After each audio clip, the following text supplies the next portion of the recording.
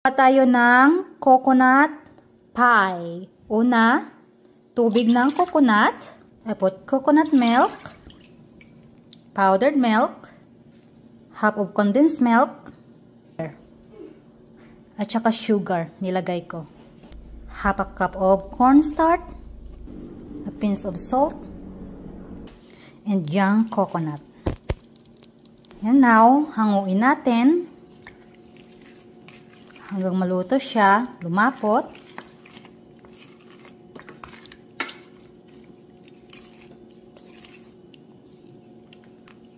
And I put a little bit of vanilla.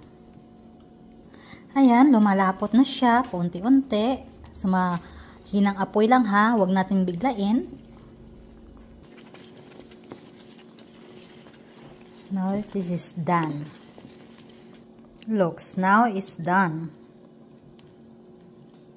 Ngayon, gawa tayo ng pie crush. 3 cups of flour, a pinch of salt, 5 tablespoons of sugar,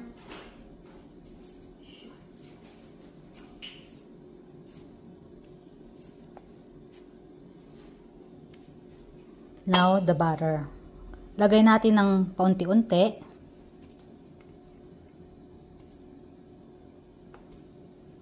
Tapos hanguin natin. Bukan din natin yung puff pastry. Ito yun o.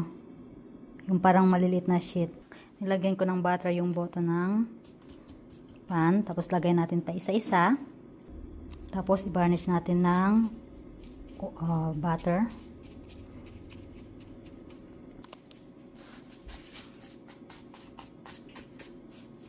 Bukan natin to. Puff pastry siya. Tapos, iano natin, lagyan ulit ng butter. Layer by layer siya ha. Para tingnan natin kung maging crispy siya.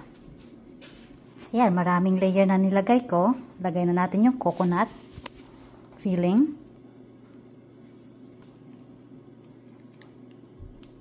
Ayan na. Ngayon, lagyan natin ng cover. Tapos, lagyan natin ng butter. Layer din siya. Cut natin yung edge. Let's make a hole.